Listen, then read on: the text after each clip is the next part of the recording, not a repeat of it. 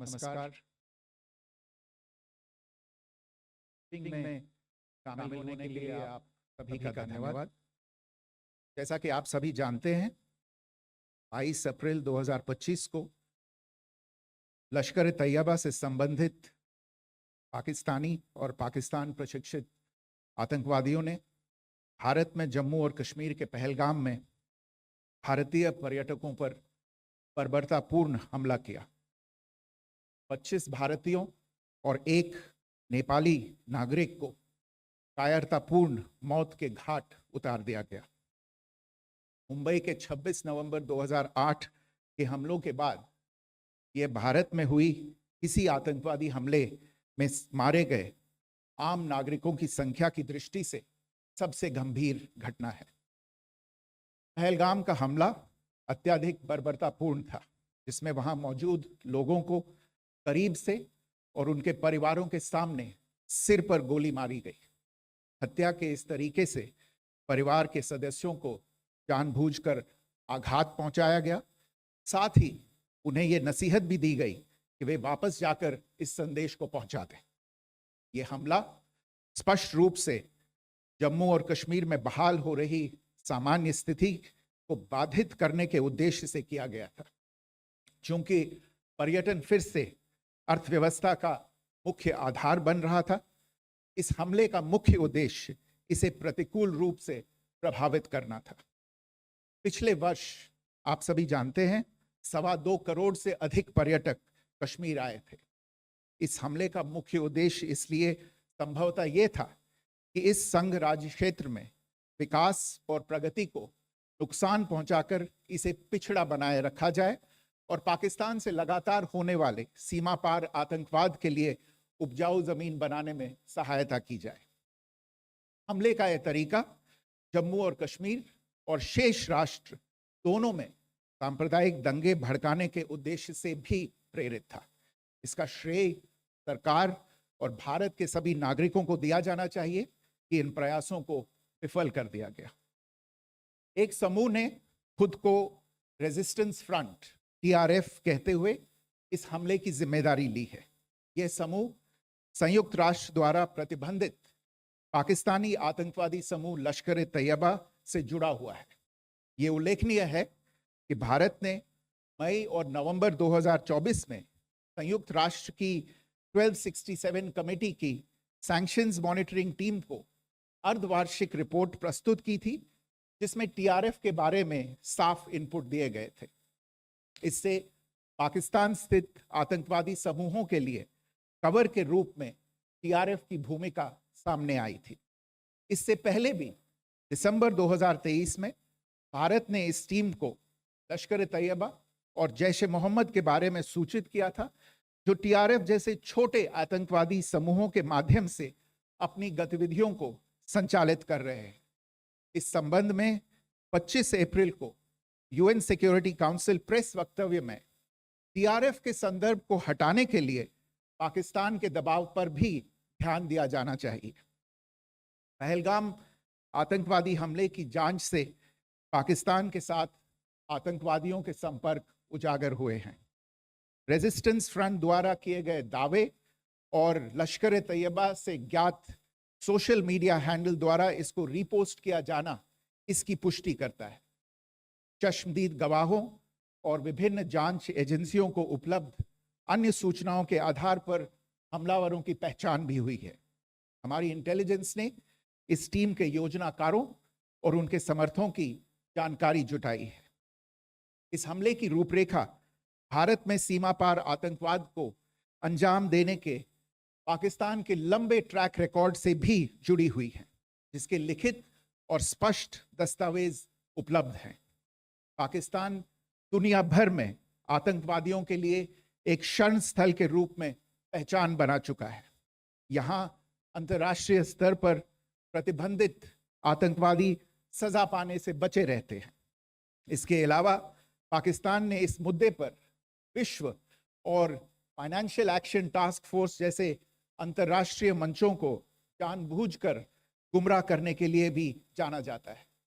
साजिद मीर का मामला, जिसमें इस आतंकवादी को पाकिस्तान ने मृत घोषित कर दिया था और फिर अंतर्राष्ट्रीय दबाव के परिणाम स्वरूप वो जीवित पाया गया, इसका सबसे स्पष्ट उदाहरण है। ये स्वाभाविक है कि पहलगाम में हुए इस हमले से जम्मू और कश्मीर के साथ साथ भारत के अन्य भागों में भी आक्रोश देखा गया। हमलों के बाद भारत सरकार ने स्वाभाविक रूप से पाकिस्तान के साथ संबंधों को लेकर कुछ कदम उठाए।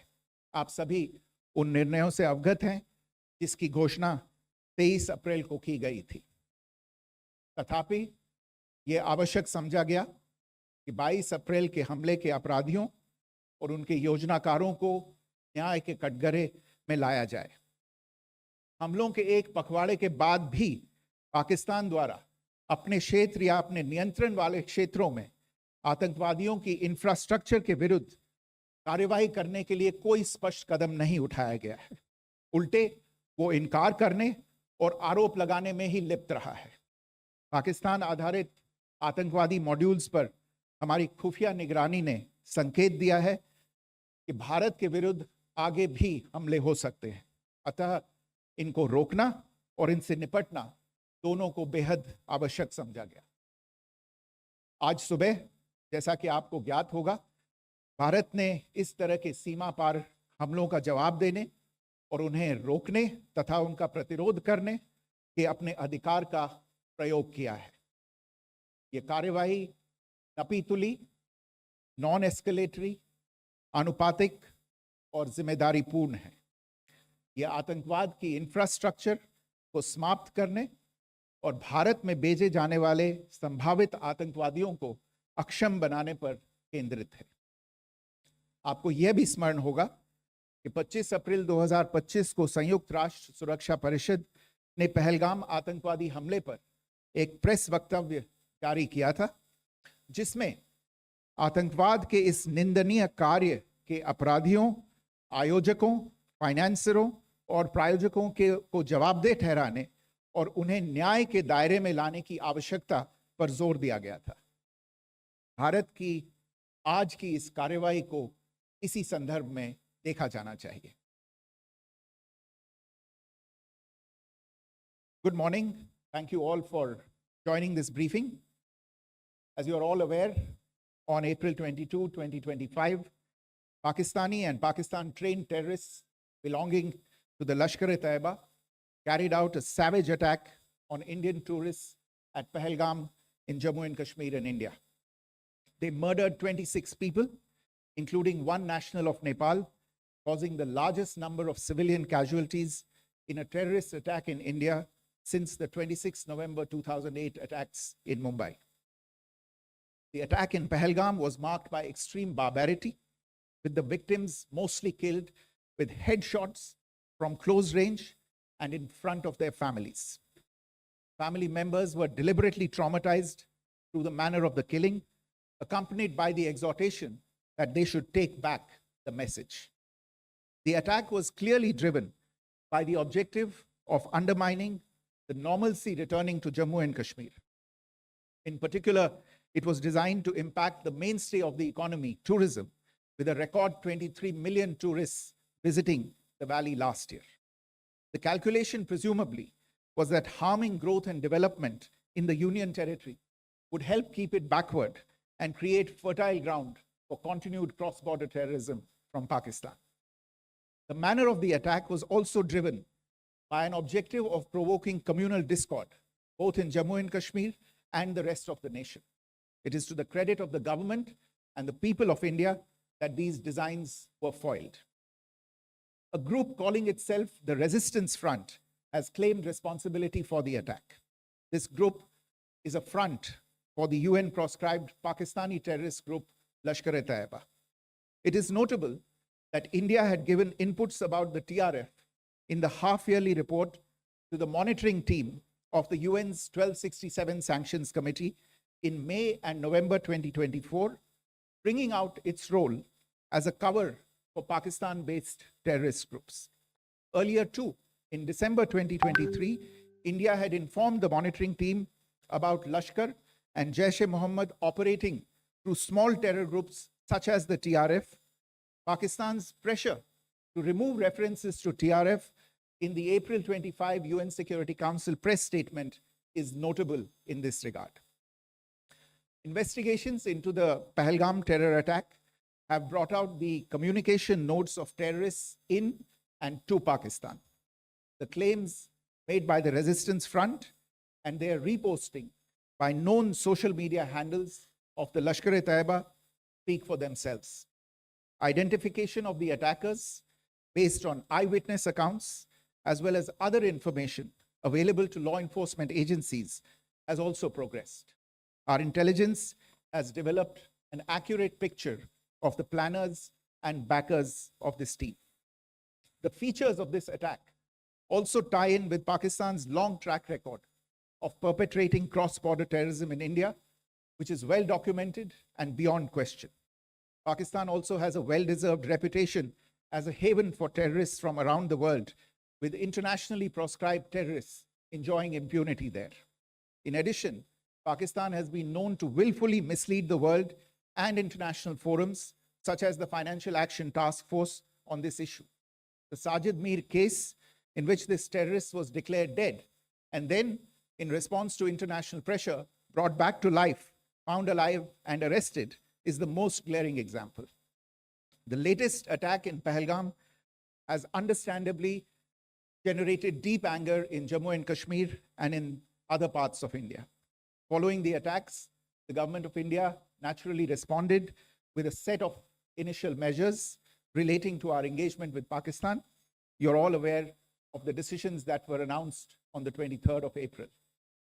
However, it was deemed essential that the perpetrators and planners of the 22nd April attack be brought to justice.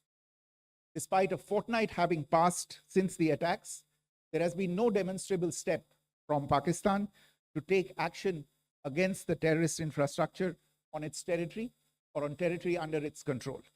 Instead, all it has indulged in are denials and allegations. Our intelligence monitoring of Pakistan-based terrorist modules indicated that further attacks against India were impending. There was thus a compulsion both to deter and to preempt. Earlier this morning, as you would be aware, India exercised its right to respond and preempt as well as deter more such cross-border attacks. These actions were measured, non-escalatory, proportionate, and responsible. They focused on dismantling the terrorist infrastructure and disabling terrorists likely to be sent across to India. You would also recall that the Security Council on 25th April 2025 had issued a press statement on the Pahalgam terror attack, underlining, and I quote, the need to hold perpetrators, organizers, financiers, and sponsors of this reprehensible act of terrorism accountable and bring them to justice, unquote. India's latest actions should be seen in this context. Joining me for this briefing on our actions earlier this morning are Colonel Sophia Qureshi and Wing Commander Vyomika Singh. I will request them to share some details regarding Operation Sindoor with all of you.